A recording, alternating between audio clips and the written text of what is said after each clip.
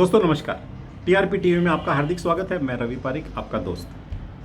दोस्तों एक आज मैं केस स्टडी आपके सामने पेश कर रहा हूं। मेरे एक एडवाइज़र ने एक कपल को कॉम्प्रिहेंसिव पॉलिसी 25 लाख का सेल किया था।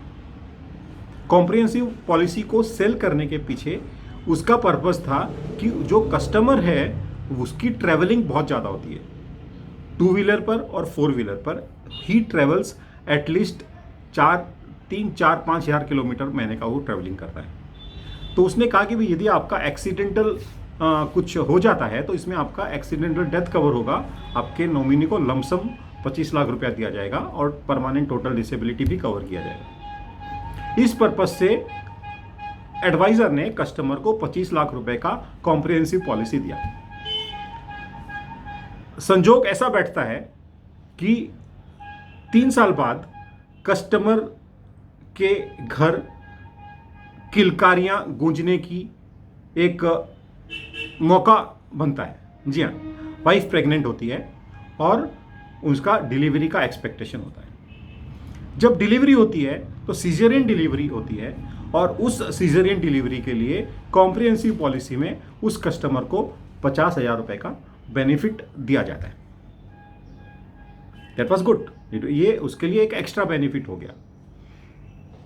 कोइंसिडेंटली दूसरे ही दिन पता चलता है कि बच्चे के हार्ट में कुछ कॉम्प्लिकेशंस हैं जिसके लिए एक सर्जरी करना पड़ेगा और उस सर्जरी का कॉस्ट XYZ जो अमाउंट होगा वो होगा।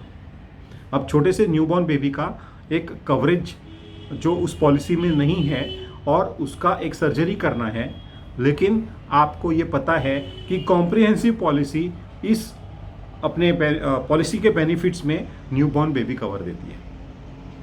तो दोस्तों उस पॉलिसी में 1 लाख रुपया एज न्यूबॉर्न बेबी कवर बच्चे को दिया गया उसकी सर्जरी के लिए, जबकि वो उस पॉलिसी में कवर्ड भी नहीं था।